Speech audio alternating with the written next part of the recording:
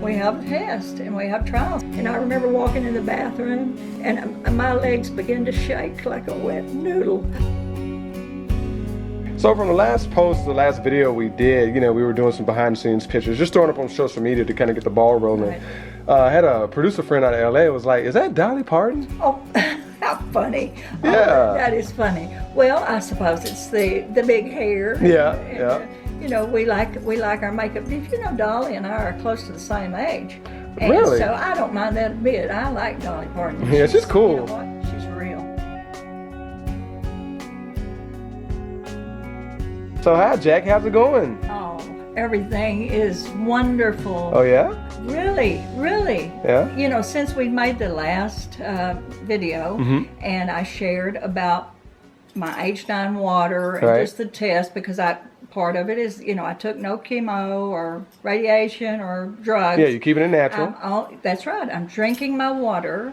I'm basically just living right, doing Yeah. the right things.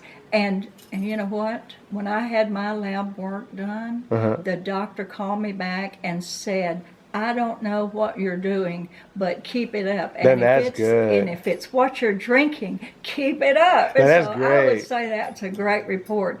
And the whole thing is, I told you rest and exercise and just keeping your mind on positive things as best you can, because life can throw you many, many curves. Right. And so you got to be ready for it, and you can't be down and in despair. My hope is in the Lord.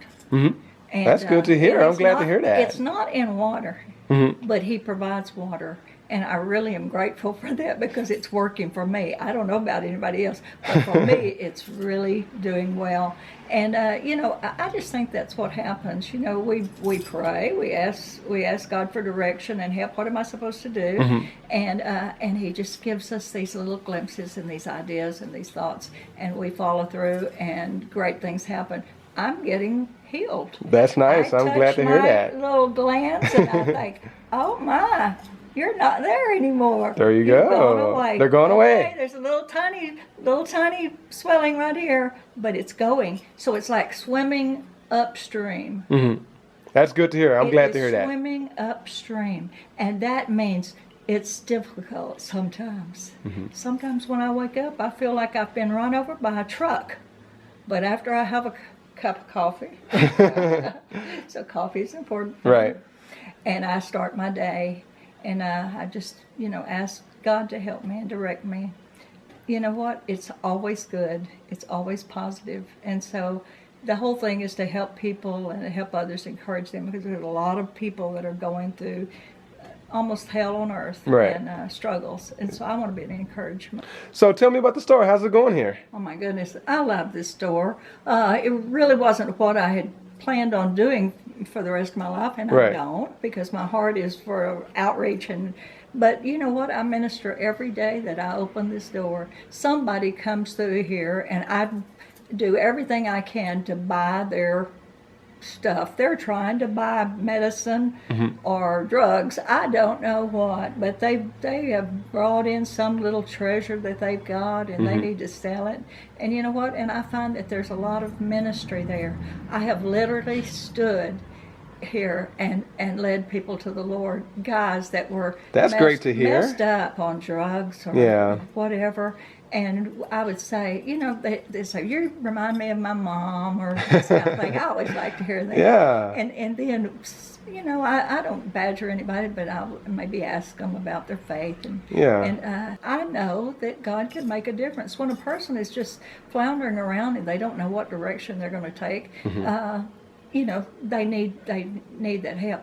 But anyway, they'll come in because they've got something to sell, and we buy and sell here. Right. And so it's a beautiful store, and I feel like, actually I grew up with the idea, my mother would say, when you leave a place, it needs to be better than when you came. And that's the way I've always done, like with my ministry or anything else. I want to go out on top, not on the bottom. Right. And I think that's the way we're supposed to do life. And every person that walks through the store is important. They're all treasures.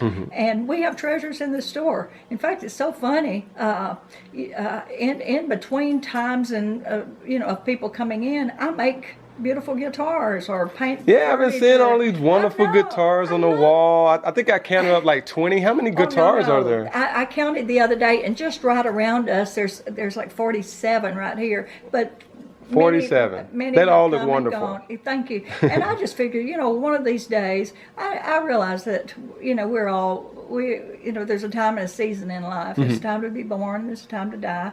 I'm thinking, well, one of these days, if something should kind of go haywire, or I need to raise money to make that transition into another ministry, maybe I'll sell these guitars. Yeah, you can sell them for like $1 million. Oh my goodness, I like the way you think.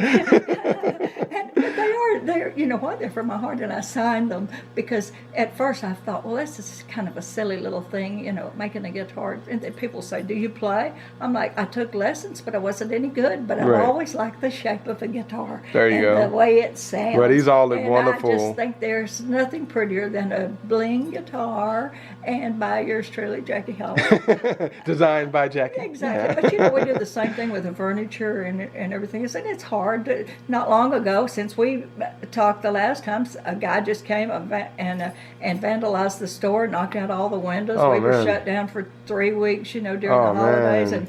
and between Thanksgiving and Christmas, and it was very hard. It's very hard.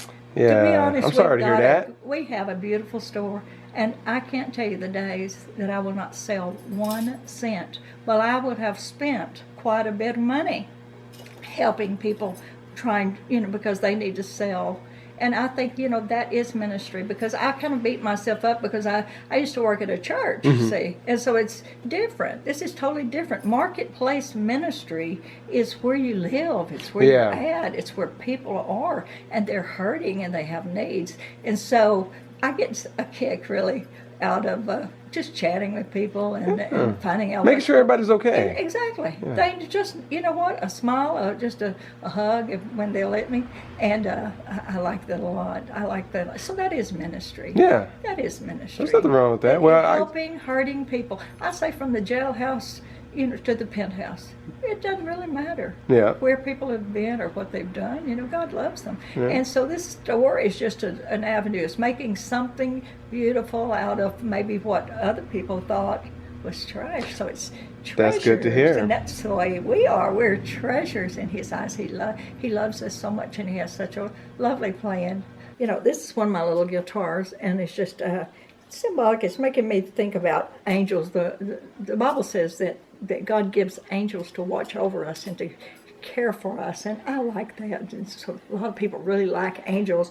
We like glitter, and there's a key here on this particular angel, and this key would signify that there is a key, there is a way that will help us to make our life better, and God is the key to open the door to you want to succeed, you want to be rich in faith, you want to have joy and peace in your life. Well, He's the key, and so He gives His angels over us, and so that's what that's all about. But what I want to tell you today is this: I've been so blessed to know that my story would touch your life and someone who might be struggling or hurting, and that's what I want you to realize, that you can touch people, you can make a difference, and your story is so important.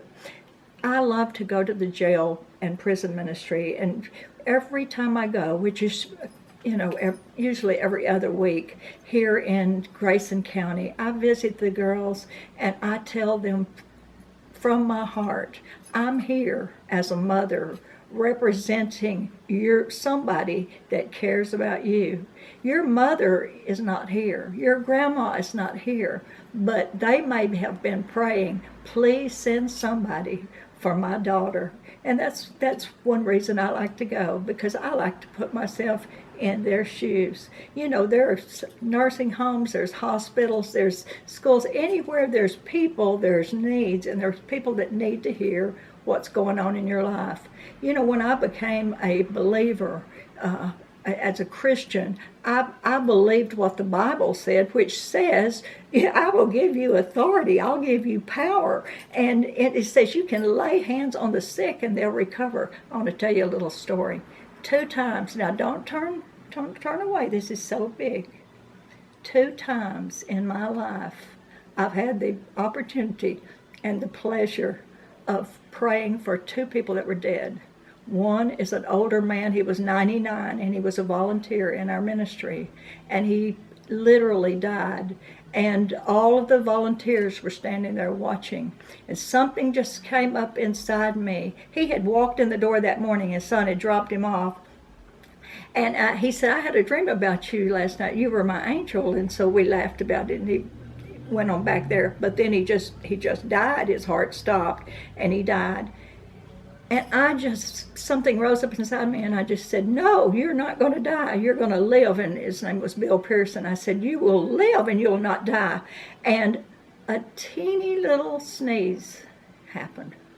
And I said, "I love you, Mr. Bill." And all of a sudden the volunteers that had been looking at me like, "What are you doing? He's dead." And they said, "We love you, Mr. Bill." They said that too. And he sneezed 2 times. I said, "You're not going to die. We need you here.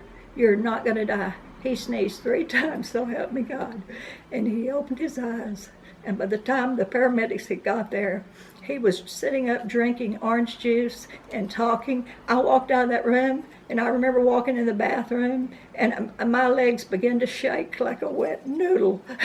And I said, "Oh my goodness, Lord, this is what you meant when you said," and you were in that crowd, and you said, "Somebody touched me." And the disciples said, "Well, there's so many people." And he said, "No, I felt virtue leave my body.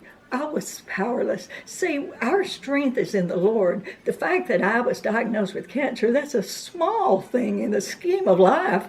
I mean, life is like a vapor, it's short. But see, that man was 99. Do you know he was almost 104 when he died? I thought he never was going to die, and I got to preach his funeral. He died because he had pneumonia, but it wasn't of old age. I tell you, the Lord touched him. One time I was the caregiver for my own mother, and my mother was sitting across from me one morning. Normally I would go read my email and fix her breakfast, and she would sit there and look at the paper. That morning I sat across from her, and I didn't go in there. And I heard this gasp, and I looked across the table, and my mother's mouth was gaped open, her eyes were fixed, and my mother had died right there at my kitchen table.